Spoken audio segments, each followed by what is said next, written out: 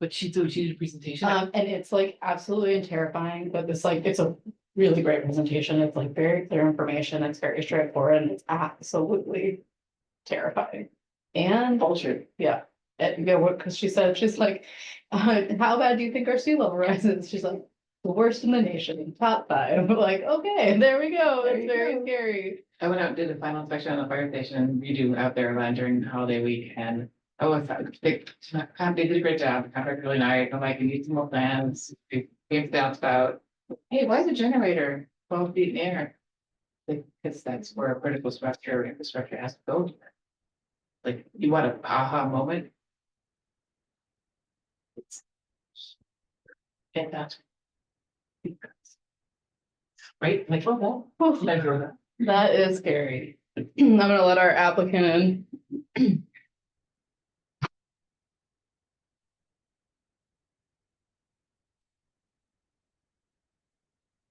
Hi, Kevin. Yep. Hi, how are you doing, Renee? Come on in. Yeah. To meet you as well.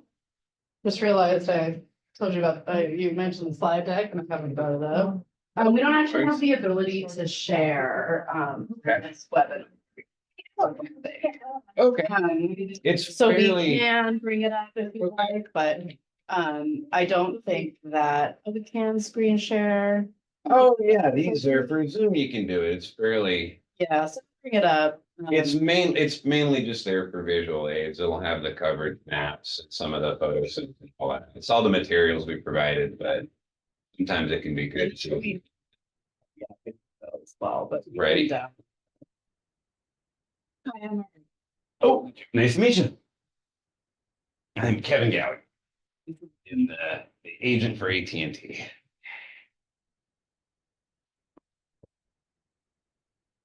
Wait, we don't have any participants yet.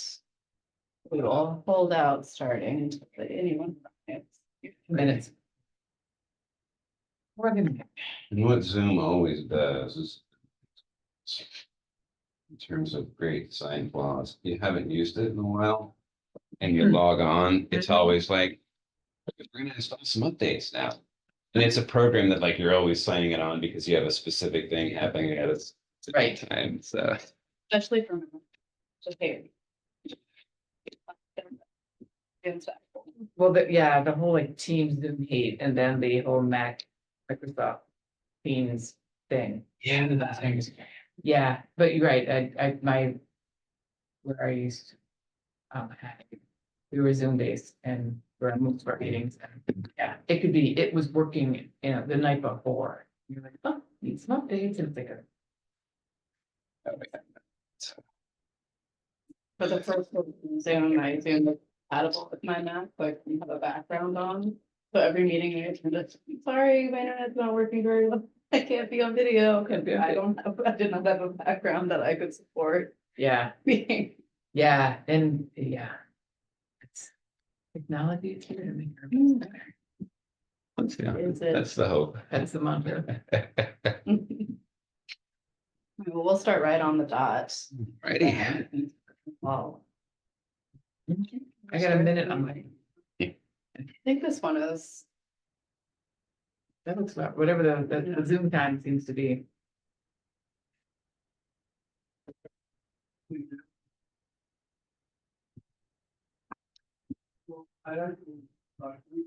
when we do actually the recording 30 report. Okay. Ready. Okay. I was gonna put like powder in my hair and go for the wig look. We watched The Fish Go Wanda recently and I'm like, oh, wow, that's so funny. Anyway, hi, it is 10 o'clock and I want to welcome you to the zoning administrator hearing of January 17th, 2024. We have one item before us this morning. I want to kind of go over how these meetings run, just so everyone listening on Zoom, or we do have the applicant's representative here in person. We will hear a brief overview from the planner, and then we'll have a chance for the applicant to make any sort of formal, informal presentation. we'll be able to ask questions of the applicant, and then we'll open the public comment period and take any questions for anyone in the audience, either remotely or present here today. If you're on Zoom and you'd like to speak, you can virtually raise your hand by pressing *9 on your phone. Or if you're on your computer, there's a item on your screen that you will see that you can raise your hand on. So we can, when we will pause and make sure that if you do want to speak, that you do get a chance to. When it's your turn, we will unmute you and tell you that you can go ahead and introduce yourself, provide your address if you'd like to, and then let us know your comments. Try to keep your comments down to 3 or so minutes. And once you're completed, your thoughts are shared with us, we're gonna go on and take more comments from the next folks.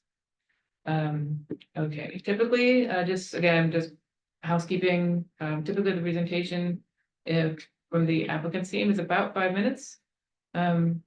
And really, that's kind of how we're gonna roll it all out today. I will then close the hearing after everyone's had a chance to talk, and then we will take an action on the project before us today. There is always an appeal, and we can go over that at the end of the meeting if somebody's interested in such a thing, one way or the other. That's really how this rolls. This is a quasi judicial action, but it's a pretty informal discussion, so feel free to, ask questions and such. There's only 1 or 2 folks here right now, so it's not, we don't have to go to super formal. So again, we have 1 item. It's 999 Old Lucas Valley Road, and I'm going to hand the project over to the staff planner. Thank you very much. I am the project planner, Renee Nickenick, associate planner. I am here today just to present on 999 Old Lucas Valley Road. This is a request for a conditional use permit and a minor environmental and design review permit for a new freestanding wireless facility for AT&T at 999 Old Lucas Valley Road. Pursuant to Santa Fe Municipal Code 14.16.360 B2A, the zoning administrator is required to review and approve any new ground mounted facilities in the city. The site is 999 Old Lucas Valley Road, adjacent to an existing water tank. This is a site which is already populated by several other towers, one notably still in use, and this new site will be adjacent to that. The project is a single freestanding facility with associated mechanical equipment. The facility itself, it will be a maximum of 56 feet above the existing grade with a total of 12 panel antennas to be mounted. The pole will be screened it's a monopine style stealth facility to be screened to mimic the look of a pine tree. In order to achieve that, mimicking an additional few feet, the pole itself will be 49 feet above grade, and in total with the screening, it will be 56 feet above grade. The associated mechanical equipment will be installed at the ground level and will not be visible from above the site. The findings for the project site our general plan policies, which is to increase and extend telecommunication services, as well as the intention to properly screen the facility. Should the request be approved, there will be several conditions attached to both the design review permit and the use permit, which maintain maintenance of the site, as well as approving the plans last dated August 29th, 2023. In addition, there will be a reference to the radio frequency report, which was submitted by the applicant, which states that the proposed facility is in compliance with the FCC regulations for telecommunications facilities, with one recommendation that yellow caution tape be posted at the base of the monopine style tower near the climbing ladder. Okay, thank you for that report, Renee. I really appreciate it. Let's see, I think before we go over to the applicant's presentation, I wanna just, I know that you, there's many conditions of approval that are quite standard, in this case. I just wanna look over, are there any unique type standard, not standard conditions of approval that we wanted to run by the applicant, just to make sure that, the representatives, just make sure that there's nothing, that would be, a challenge to comply with. Yeah, so the majority of the conditions are standard conditions of approval for any new facility. Notably general maintenance, both of the facility equipment, but also the surrounding actual physical site. There's a 5-year required RF review by all providers in our city. And then any FCC standards, should they change, should be addressed by the. 5-year review, would that be an on-air study after 5 years or every 5 years? Is that? Every 5 years, the city requires that all wireless providers show a report that the currently installed equipment is still in compliance with Okay. the FCC regulations. So is that specifically an on-air study? I'm sorry to get into the jargon. What I mean with. Yeah, that's what I. Yeah, the on-air study is just what we provided, for example, what we provided with the application is a theoretical study, because obviously there's nothing installed there. An on-air study would be, we send out an engineer to actually take measurements and confirm that it's in compliance. That would be correct, Okay, yeah, that's what we're but talking we about, do. okay. Pretty substantial guidelines regarding what that report should look like and who should use. Okay, yeah, no, that's fairly standard. All righty, thank you. And then the. On the. Compliance report that was provided, that's a sign to be installed. The signage, Or sign okay. to be- Okay. I just wanted to make sure you, if you had any questions, this is the best time to. Could I actually have see a copy or just improve it or? Typically, we do not share a Okay. minute. Right, oh, that's fine. Yeah, it's, for the sake of that though, it's, so there's a number of them, so I want to, it'd be helpful if I ran through them quickly, just. Sure. Yeah, I just don't want you to go.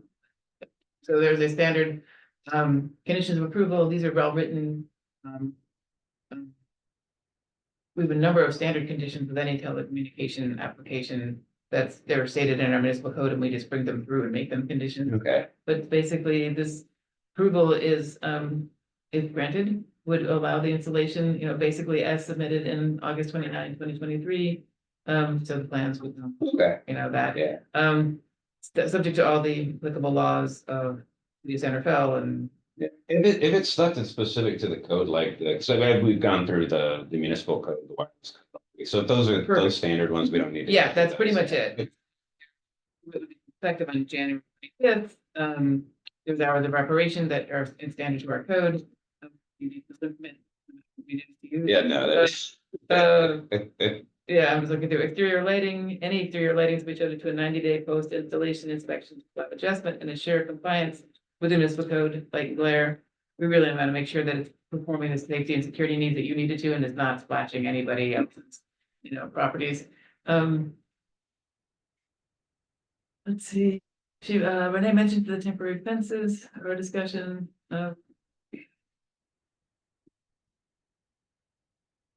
worried of any addition to the building, the structure itself. Yeah, I'm just. These are all very. The 5-year review is a very good thing to point out, because I think that's something that's unique to Centerville. Yeah, there's a few other places that have it comparable, and I think it's, I believe this is just going by recollection. I think it was litigated at some time. It can be required. It's what everyone settled on. So other places use it as a model. Yes, That's kind of the really way good these coming things behind go. case law. Absolutely true. So, And, yeah, no, ensure that all the safeguards in place today. Oh, yeah. Upon installation are there in 5 years. Likewise, if we ever have to abandon this use. Different, technology changes, you would need to tell us. Abandonment. So that's, I think, all the, mostly standard, want to make sure those are comfortable. Yeah, those are good. Okay, great. If you had any questions, so do you have Any, do you have a presentation? Did you- I do, yeah. I'll run through it fairly quick. I always err on the side of having too many slides. So I will kind of breeze through some of these. Thank you. For the person online, we're gonna make sure that you can see this. Oh, it looks like the gentleman has his hand raised as well.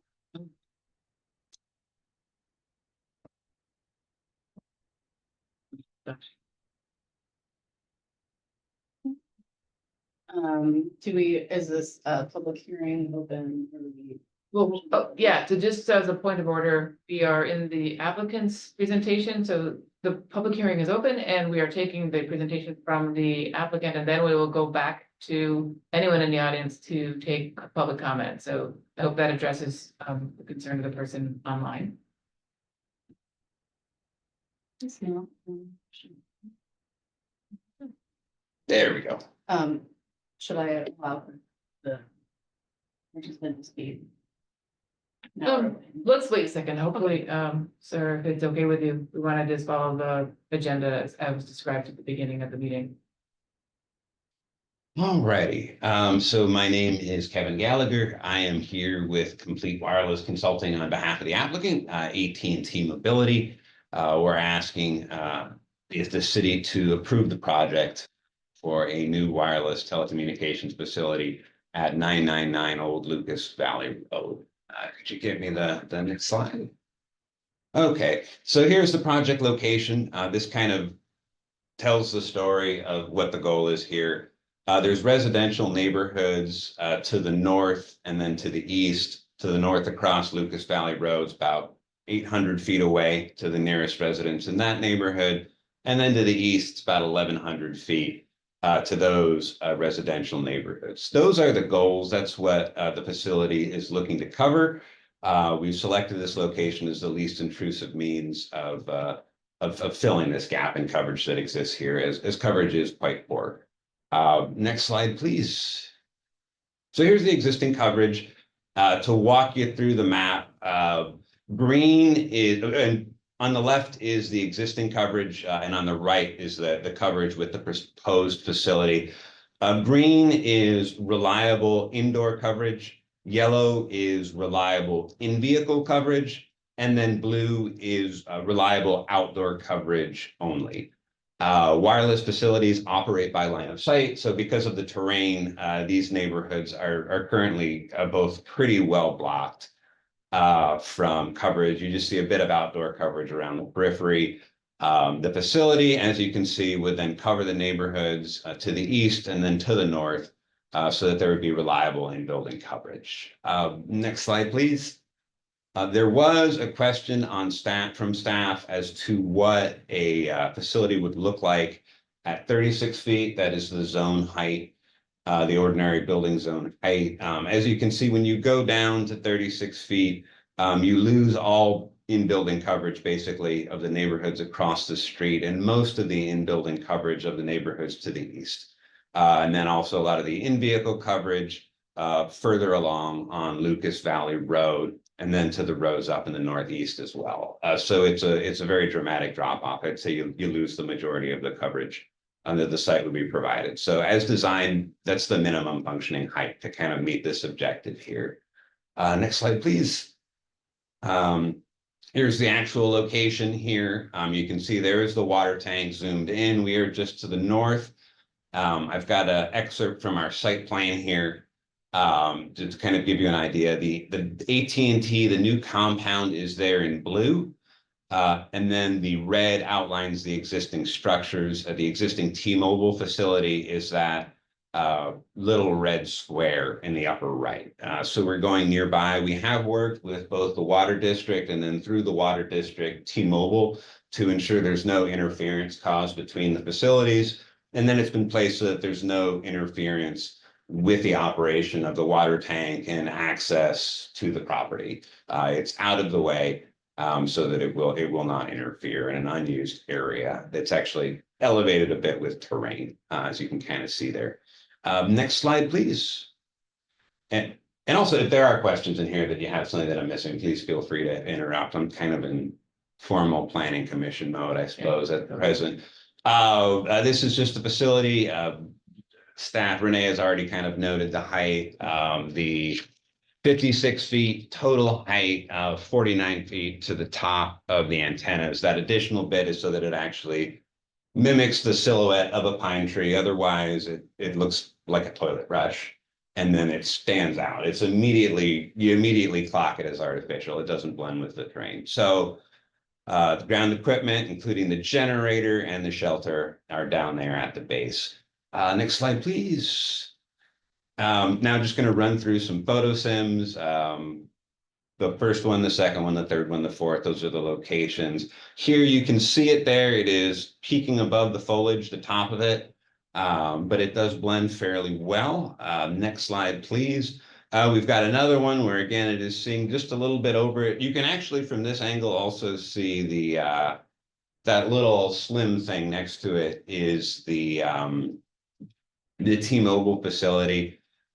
We did initially go in here with the hope that we would be able to co-locate on that, extend it, go above it. But what we found when our engineers looked at it immediately, it's a slim pole that only has a couple antennas on it. I don't know what they're trying to do, whether it's just a matter of covering Old Lucas Valley Road, whether it's more modest goals or what, but it was not able to support additional equipment, which is why we're doing another one nearby.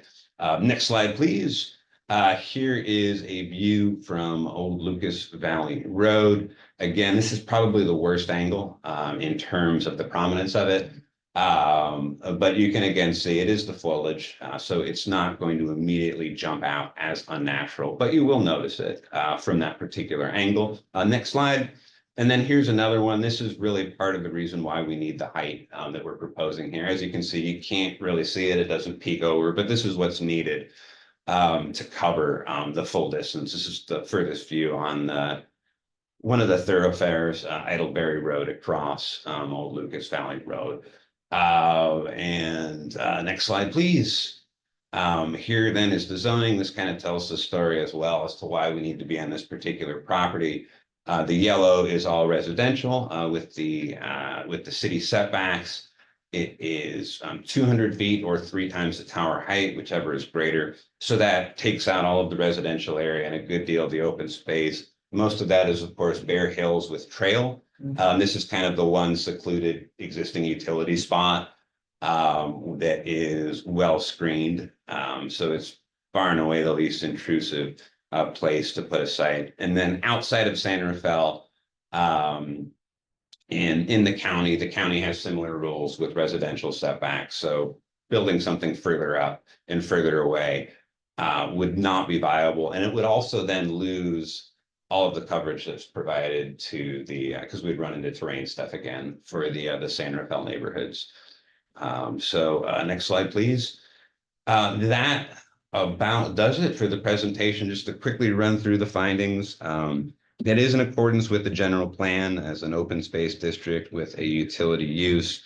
It's not harmful to the general welfare. We've provided RF studies that show compliance.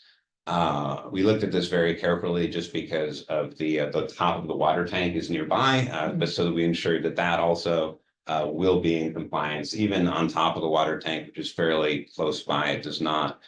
It's about 40% of the general public exposure limits. So it's safe on the water tank without any need for any special training or anything like that. So it complies everywhere. The one safety note is the note on the climbing leg, and that essentially says, do not climb this if you are not trained, which there's also a fence for that purpose as well. Yeah. But anyone who has disregarded the fence will be confronted with that sign. And then lastly, we comply with the noise ordinance. We provided a noise study on that.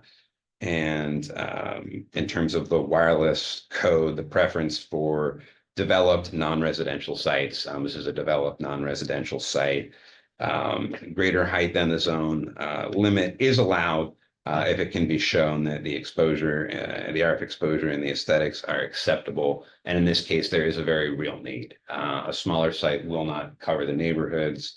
And lastly, we do comply with all of the setbacks. Going a mile a minute, my apologies. At this point, that's essentially all I have. I'm happy to answer any questions the staff or the public have on the project. Thank you. I was gonna ask about the co-location. Whenever you see a site nearby, you're always wondering if we can consolidate, but you addressed that. I appreciate that. Thank you. Renee, do you have any questions? I do not. All right, let's go to the public. All right, Craig, I'm gonna hit allow to talk and you should be able to speak in about 10 seconds. You will need to unmute yourself. There you go. You Good can hear me morning. now? Yes, We sir. can hear you. Good morning. Craig Tackyberry. I'm a member of the Montmarin San Rafael Park Neighborhood Association Board, which covers the area proposed to have improved coverage. We do acknowledge that there are coverage limitations, but the board has raised a lot of concerns about the visual impacts of this project. And without access to a staff report, it was really hard to understand how it complies and what the rules are. I did reach out to Renee, tried to get a hold of a staff report, but maybe for this type of hearing, one's not available. But for my brief review of the code, it looks to me like the maximum height is 36 feet, which would be consistent with what the applicant just said. I don't understand why the only alternative considered was 56. It seemed like if you're going to exceed a height limit, maybe some iterations every 5 feet, 41, 46, 51, 56 would help the public and the city understand the trade-off between coverage and visual. And then also looking at the code 1424-020E, it looks like this hearing can only approve a height exception up to 5 feet, and then it must go to the Planning Commission. Also, there needs to be a finding that scenic views are not adversely affected. I'm not sure that that finding can be made. And then a few comments. The code 1416-360 regarding wireless communication encourages joint use as the primary option. The applicant did say the existing pole won't support more equipment, which I understand, but I don't understand why then the existing pole isn't replaced with one pole where all the facilities are on one pole. The code also requires an alternative site analysis. I don't see any I don't know where a site analysis is or one was provided. And then additional comments from the board. The monopole tree, there was support for using a tree type aesthetic, but the request was that it be more consistent with the existing canopy, which is oaks. So oak and matching the spread and leaf type and not using pine. There's concern about road maintenance for the driveway and Old Lucas Valley Road. The road is severely deteriorating. We'd like the city to facilitate a maintenance agreement between all the users, including this new proposed use, so that road can be maintained. And also that the water tank fire road trail, which goes through the site, will remain open during construction and continued maintenance. Thank you. Thank you, sir. Okay, I really do appreciate those comments. I don't see anyone else in attendance here or virtually. So I'm going to close the public hearing and take it back for discussion. So Renee, I think the first thing I want to check is the point made about the exception is limited to 5 feet at zoning administrator level. That is a very good question. When this application came in, it was reviewed by several city departments to confirm the level of review required. And at that time, it was determined to be the zoning administrator. Okay, So I will, but I can follow up to confirm that point. Okay. Looking as we speak to I think that while you're, and take your time looking that up, the issue of the tree type and yes, that's, our hills are oaks predominantly. I want to, in the hearing a second, I guess, and ask the applicant, do you have, I have not seen a telecom installation that uses an oak tree. Do those exist? They do exist. It is something, it is an option that we can do. And it would be, the same height needed in terms of what we propose. The height wouldn't change, so we would not be opposed to having oak instead of monopine. I will note the one downside to an oak as opposed to a pine is that the colors are obviously not going to change. So if it's an area where you've got the leaves changing in the fall, the oak will remain green. So that's one reason why we typically go with the pine, unless there's a really a really strong aesthetic reason to go otherwise. But we don't have any opposition to going with the oak if that's the preference. And so it has the faux foliage that would Yep. hide the whole point of the couch. Yeah, no, it's the Right. same. Yeah, it's the same basic principle of you have the foliage over it and then it extends out. Same type of branching. You just have a different leaf type, different cut. Okay, Yeah. so when complete, the installation itself would still be camouflaged Yeah, the same way it would be on a. yeah, it'd be the same way on the pine. It's just different. I think a slightly different silhouette up top and then different branching. So, Okay. for faux leaves. I should say. I want to ask you questions regarding the. I know that we did reach back and say, what, could you please create a coverage map that would illustrate if you met the maximum height allowed in the code for structures, and you did, and it was very easy to see that there's very significant gaps in service at that level. Did you, as part of your team, how did you arrive at 56? There's a radio access network engineer that is assigned to every project. Then there's a team that's assigned to a general area Okay, where they're looking at kind of the full context. What is in the area? What are we building in the future? What is feasible?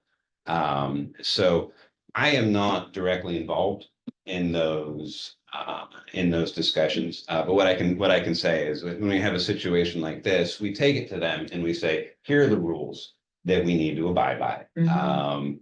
In this case, it is minimum functioning height. So we'll say we're going to need photo simulations. We're going to need to provide review. It needs to be able to stand up to something that can be justified. And then they go into the analysis. They look at what they're trying to cover, and they come up with what the minimum number is. Okay. In this case, looking at the maps, you can kind of see it where even here at the edge, there are some of these neighborhoods at the end, you're not getting a perfect field of green. Because engineers being engineers, they like everything Sure. being perfect and ideal. Sure. If we made this thing 20 feet taller, we would get that, uniformity. But in terms of the trade-off, we need something where we could, at the very least, get in vehicle coverage throughout the neighborhood. So when you start to go down, it starts to drop off fairly significantly. Often, and I'm speaking generally here. Yeah, sure. Particularly when there are certain things for certain areas, whether you either clear the obstacles or you don't. So just going by a bit, it can be quite dramatic. So we didn't come in today with a whole bunch of sims giving at the intervals, but I can say that those were numbers that were arrived at through analysis and in good faith. Okay, and so what I think I just heard you say, and I want to say it back to you, so that I understand it correctly, is that this is the minimum height available for this installation that would allow you to meet the coverage that you are allowed to have. Yeah, under no, the this is for the coverage gap Yes. that's in the area. This is the minimum function. Yeah, all right, that was my suspicion, because whenever you go above the 35 or 36 feet. Yeah, no, it's That's my experience, and we did want to just double check the original, height restriction, but, okay, so I believe that the city of San Rafael is in compliance with federal law by allowing, installation at this height. Illustrations are good, but, right, at the bottom line is, we, our municipal code and the federal FCC code would require us to allow you to put in installation that allows for the minimum coverage as stated in federal. So I think that's addressed. Do you have something about this under here? I do. So there is a reference to development standards in our wireless communication facilities section. This does refer to building mounted antennas. This is section Sandersville Municipal Code, section 14.16.360 I1, which is a development standard for height, which does refer to building mounted, but does say the maximum height of building mounted antennas shall be in compliance with the height limitations for the zoning district in which they are located. An exception to antenna height may be granted by the planning commission or zoning administrator if the RFR exposures and aesthetic quality of the proposed facility are found to be acceptable. Antenna structures, including towers and monopoles and mechanical screening related to wireless communication facilities, shall be regulated by section 14.16.120 of this chapter. 14.16.120 is our section which says exclusions to the maximum height requirement, which says flagpoles not exceeding a height of 24 feet above ground utility distribution facilities, including communications towers and public water takes, windmills, monuments, mechanical apertures, satellite dishes, and multifamily non-residential districts and architectural features such as screening or mechanical convention, these steeples and cupolas are not included in height calculation. Right. However, structures and architectural features which extend above the established building height limit may require an environmental and design review permit pursuant to chapter 14.25. Environmental design review permits, which is referred to in the findings. This is also the section which discusses wireless facilities. I will double check this section as well Okay, to confirm height, but those are the code sections that I'm familiar with. Craig, may allow, please raise your hand if there is another section that you have referenced. okay, hands raised. Yeah, the section I looked at was the parks and open space zoning district requirements, which is this land use 14.24.0. That's 020070 E has the height requirements at 36 feet. I don't have it open. I'm just looking at my chicken scratches here. Sure, thank you for that. So while Renee is looking into that other section, I want to refer back to an issue you brought up by the road. I'm looking through the conditions of approval and we may going forward have a conversation in-house about staff reports being available and conditions of approval being available. I think that this causes a lot of last minute concern that we could obviously address and at least make sure we're all on the same page, but we're here and this is our current protocol, so we're working with that. I'm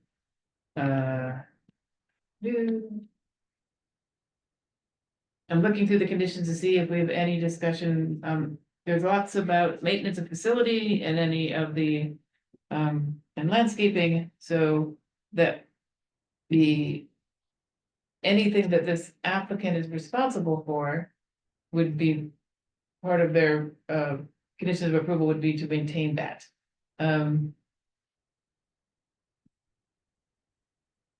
Because we have the hearing open, Craig, could you restate? So they are now, to understanding that the applicant is only responsible for the land in which, under their lease, right? What is your concerns about the access road? I believe the applicant should be responsible for complete access to their site from the nearest public street. And the old Lucas Valley Road is in a severe state of decline. It's not being maintained by anybody.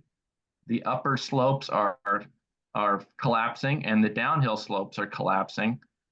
And nobody's maintaining it. And I think that AT&T, MMWD, all the other partners, it's not a public street, it's a private street.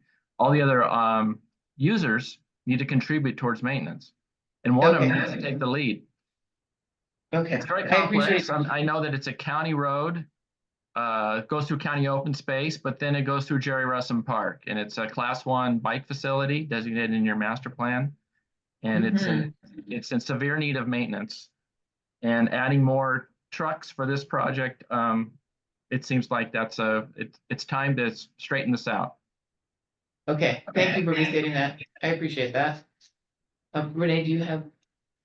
I do, I have the code section referred to, this is code section 14.24.020E. This is in the exceptions to in the exception section in our administrative chapter of the code. I will just read it out loud.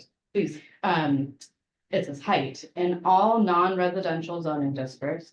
It says, except the RO district, this is residential office for reference. Building height may increase beyond the height limit where one, additional building height is required for a special use or function, and the building is designed specifically for that use, or two, there are special circumstances related to the site and topography which warrant the exception. For a public or quasi-public structure, a higher height may be permitted where necessary for health or safety purposes. In addition, in all cases, non-residential height exceptions may only be approved where scenic views are not adversely affected and where exceptional design is provided. If the height exception is more than 5 feet, the exception must be approved by the planning commission as part of approval of an environmental and design review. Oh, This section is not typically connected to the wireless facility section, which is why it may not have been considered in the original position for the review level. However, it does have language which would bring up the question of the review level. yeah. That's very interesting. So, for the applicant and for the member of the audience, as zoning administrator, this project predates the start of my employment, and the director at the time, along with other planning staff, did review this process, and it's through the discussion that's been presented by our associate planner, this level of review was considered to be appropriate. It may be that our code has a conflict that doesn't necessarily, I guess what I want to say is the former director has instructed the associate planner to follow this review process, and we're looking at the code sitting here today, and there may be some conflict in there, but I strongly believe that the former director would have looked at that and talked to the legal division or our legal counsel to have weighed that out. So, you did read other sections of the code that make this a zoning administrator or planning commission level. And at the time, the director assumed that, in her best judgment, that this was something we could handle as the zoning administrator. So I'm comfortable acting with the understanding that any interested party can appeal this decision if they find that we are doing this not incorrectly. I also find that that's great news. One of my constant challenges about monopines is that pines are not native around here, and they often stand out in they stand out to some people, like they don't, like how monopoles used to look, stood out to everybody. Pines stand out to people who know that that's not a tree you would find there, right? So it's a different level of concern. I think if the applicant is willing to sub in a bay tree at the lowest possible height, that would be it would still meet the regulations of the FCC and the city of San Rafael. I think that's addressing the scenic concerns in as much as we can, with the telecom ordinance also being considered. It's definitely a balancing act between what all the different issues we have to address when we're looking at a project like this. As to the condition of Lucas Valley Road, I do not believe that the city of San Rafael can make this applicant responsible to renovate an existing highway road that runs through a park. I do think that they will be responsible for getting their trucks to their location during construction, during maintenance, and any damage there that happens along the way in either of those steps, they will be held accountable for by the county and by the park. And I'm sure that they will work in good faith with those parties to make sure that it's not predictable that there's damage during construction. At the road, I completely understand the frustration of the commenter about it's a bike lane, it's the roads and it's deteriorating, someone needs to do something, we will, as part of our, actions after this meeting, if we could email, the Marin County Transportation Department and the Parks District and say this comment came up, everyone's concerned. See if we can get a status for our community to find out if what, if any, plans might be in place. But it's really out of the reach of this application and the purview of the zoning administrator, and I think the city of San Rafael to take action on. So I wanted to kind of talk through the thinking on that point as well. So, all of that said, I'm gonna close the public hearing and, based on the information we've heard today and, with the discussion with our development team here, our applicant, the representative of our applicant here today, who was willing to switch out the species of tree represented, I hereby approve this project, 999 Old Lucas Valley Road, with the application numbers included in the minutes, which will be published soon. As we, with the added condition that a new faux tree treatment be submitted to the city of San Rafael for consideration and review. And I want to make the final decision of which type of tree we use, the decision of the director, because we haven't seen what the oak tree looks like. So I want to make sure that it's the best amount of camouflage that we can gather. And I definitely heard the comments from the member of the public that, and I share your concern. I oftentimes have thoughts when I drive by with bow pines. So I want to make sure that the oak tree actually functions as camouflage. And so we want to be able to look at the visuals. But with that added condition, I do approve this application. And let me read in how appeal is possible. Let's see. After this date, you have 5 business days, ending on the following Wednesday at 5 p.m. Plus 1 day. To file an appeal, you may email the planner, which is Renee, and I believe you two do seem to have each other's contact information, so that feels tenable. Please email the planner and inform that you are filing an appeal, attaching an appeal letter with your information and the general reasons for the appeal itself. There is a fee that will be needed. It looks to be, is it $300? $300 for a San Rafael resident. Correct. Okay, so any San Rafael resident may appeal this application for $300. There is a deposit if there's a non-resident. If you're a non-resident, the appeal deposit would be $4,834. Obviously, that's on, we would keep a tab, and any unused monies would be returned to someone if someone wanted to appeal this and they were not a resident of our city. Fees must be paid by the deadline or postmarked in order for us to be able to honor the appeal. I do hope we answered enough issues that there is some thought about whether appeal is needed. I'm very, very glad you brought the issues you did to our attention, sir. I'm sorry to meet under these circumstances, and I do look forward to working with you. And with that, I hereby close the hearing. Okay, thank you all very much. I'll stop the recording. It's 10:44. Great, thank you very much. Thank you very much.